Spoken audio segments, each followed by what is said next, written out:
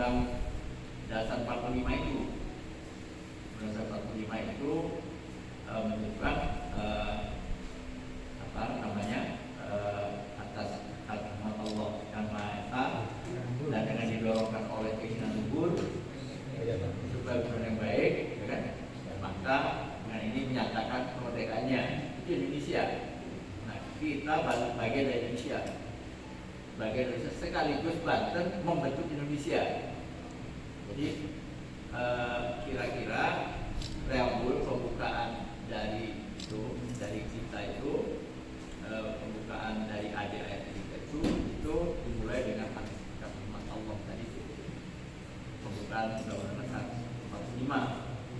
Nah, jadi kadang-kadang orang suka lupa bahwa Undang-Undang 45 berikut Pancasilanya itu ijtihad para ulama di bidang politik.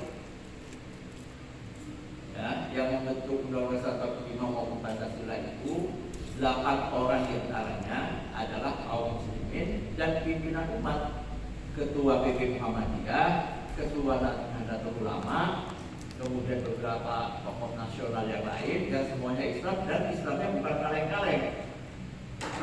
Rata-rata mereka itu hafal Quran 30 juz, bukan juz 30. Tuh, ya kan? Kiai Wahid Hasim itu waktu jadi Menteri Agama, salah satu PPKI, Panitia Pembentuk Kemerdekaan Indonesia itu, kalau dipanggil oleh Soekarno, ya tinggalnya tetap di Tuiran, tetap di Jombang sebagai Menteri Agama. Nah, kalau dipanggil oleh Bung Karno, dari Jombang berangkat sampai ke istana, dari Jombang itu mulai dengan Bismillah, Al-Fatihah, sampai istana itu sudah di Pulau Probinas. Jadi 30 juz itu hatam sepanjang perjalanan. Saya ya, nggak mau ambil, kadang-kadang kelar sudah Bismillah. Orang buru-buru tak? Jadi, nah, di beberapa waktu yang lalu kita diadu sama pikiran menyatakan Undang-Undang 45 itu tidak sesuai dengan Islam, itu bertanda Islam. Wah, ini ngawur, ahistoris. Dia nggak paham bahwa itu dibuat oleh para ulama kita. Itu istilah dalam bidang politik. Kalau kita menolak itu, maka kita jadi tamu di negeri ini. Maka kita gampang sekali di masa lalu jadi waduh, wah ini nggak Pancasila itu. Padahal kok Abu Hotel sih ngegawe kan gitu. Kita tinggal luruskan saja. Nah, dalam konteks inilah maka saya katakan ke kasus kemarin, apa dasar pendidikan? Dasarnya apa? Saya sebutkan ke kasus.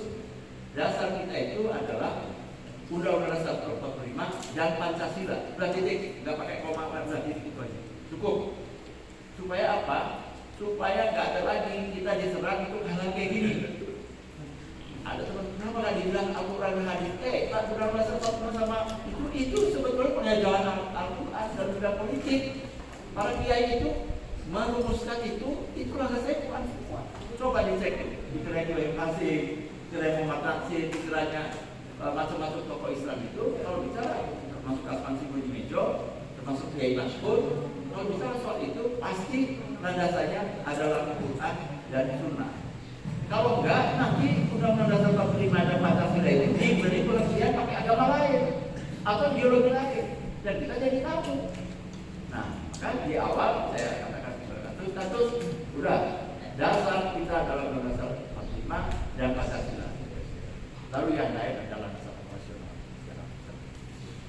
Nah, awal tadi sudah disebut oleh kasus KSB atau Kasaba itu, saya berpikir begini, saya kita kemarin sudah memberikan 5 abad Sultan Banten. Saudara Bapak dan Ibu sekalian, saya ingin tegaskan keberhasilan kita kemarin itu memberi landasan ideologis dan legalitas bagi Sultan Banten secara akademis dinyatakan dalam diskusi yang diselenggarakan oleh 5 abad ini di UIN itu oleh ahli-ahli sejarah kita. Ahli sejarah kita juga bukan kacangan tuh. Karena ada Profesor Mufti Ali, Doktor, itu 7 tahun di Leiden. Bahasa Belandanya kayak kita kalau baca Quran. Ya, untuk baca Quran 4 jam 1 juz atau 4 jam 2 juz itu lancar dengan makhluk yang bagus.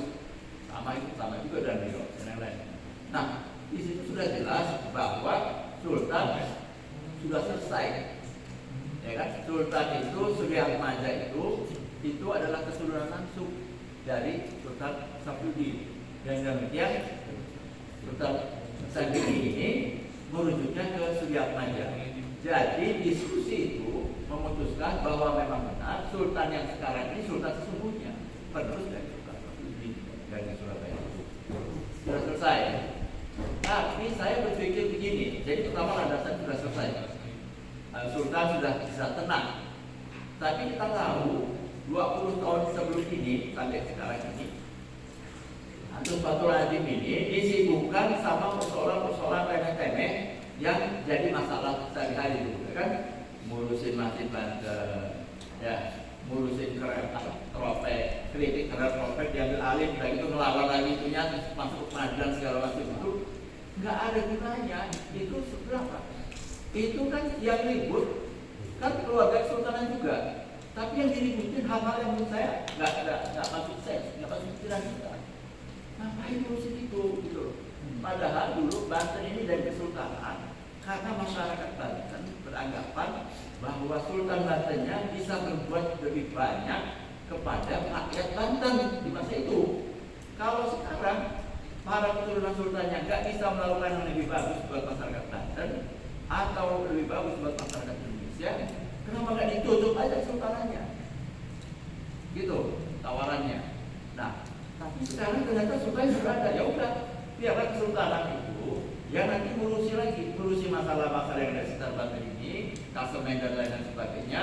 Apakah urusan masjid Banten, apakah urusan kesultanan itu sendiri terhadap politiknya dan apa pengembangan kesultanan ke depan bagaimana yang diinginkan, ya silakan. Lembaganya sudah bersih, orangnya juga sudah kita jadi sultan.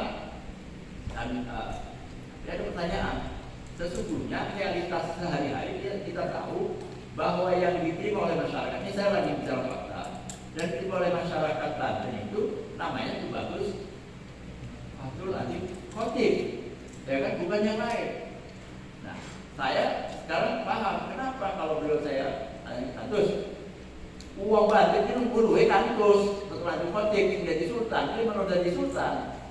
Jawab beliau, karena orang tuanya, mak ibunya menyatakan bahwa mempula menane Sultan Surabaya ke nekaken iku kudu datai kantus. Tapi pertanyaan misalnya, kalau sekarang Sultan Banten sudah datang, sudah ada, bahkan sudah dikumpulkan, kantusnya kemana? Padahal Khairun-Nas atau Muhrin-Nas ya. Yang paling baik di antara kamu yang amalnya bermanfaat untuk orang banyaknya jauh lebih banyak. Jadi nggak boleh mati di situ. Nah, apalagi beliau sudah punya pengalaman nih, internasionalnya sudah, lokalnya sudah, bahkan sekarang masih ketua Dewan Penasehat ya di Syarikat Islam. Nah, jadi pusat ditawari menjadi ketua Syarikat Islam pusat nggak mau. Artinya pengalaman nasionalnya sudah cukup. Nah, kalau gitu kita harus bentuk semacam lembaga yang kira-kira berimplikasi bahwa beliau ini sebetulnya setara dengan kepala negara sekalipun, gitu. Paham ya? Jadi kita angkat. Nah, supaya juga nggak ribut kalau nanti kita bilang beliau ini dikasih KSB itu, misalnya kita sebut beliau Sultan Muda Banten atau ketua di Kesultanan Banten. Ini memicu konflik yang nggak perlu, gitu. Itu udah bagus mengangkat kesultanan sebagai kesultanan yang benar, legalitasnya bagus, didukung oleh kajian-kajian ilmiah sudah oke, sudah selesai. Biarlah kesultanan yang sudah jadi ini menyelesaikan urusan-urusan internalnya. Nah, kaki sudah jangan di situ, gitu, ya kan? Maka kita buatlah KSB ini. Nah, terus KSB ini gimana strukturnya? Ya udah, ketua umumnya namanya presiden, kemudian mereka yang ngurus di sekretariat, kalau di kabinet ada sekretaris kabinet atau sekretaris negara. Nah, dia dari situ sekjen.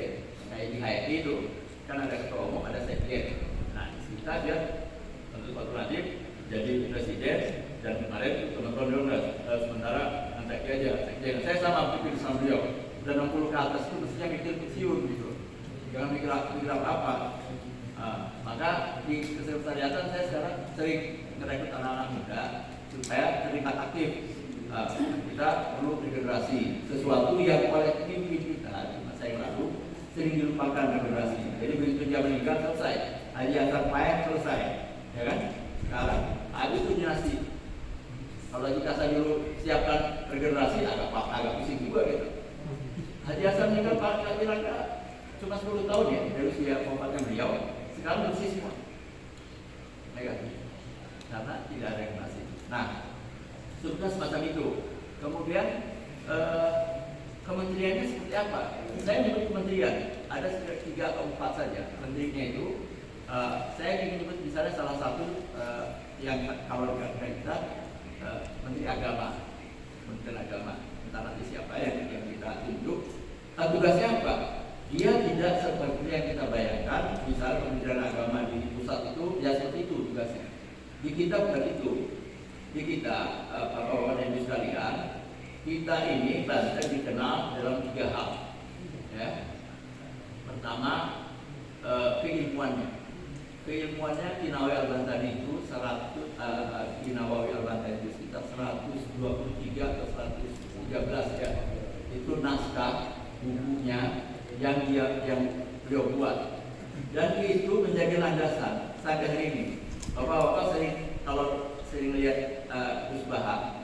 Gus Baha itu keilmuannya diakui oleh siapa namanya Pak Ali Syihab, itu ahli tafsir Quraisy Syihab. Jadi ada 3, Quraisy, Alwi, dan ada 3 Umar Syihab. Ya, Quraisy, Alwi, Umar itu ahli-ahli semua, dokter semua. Sekolahnya juga nggak main-main. Satu di Mesir, satu di Harvard, satu di Prancis. Nah, yang Quraisy menyatakan apa yang dikatakan oleh Gus Baha jauh lebih lengkap ketimbang yang dikatakan oleh beliau. Itu Gus Baha hampir tiap hari itu membahas misalnya kitab Nasawi atau kitab-kitab lain yang dinisbahkan kepada karya di Syekh Nawawi Al-Bantani. Satu.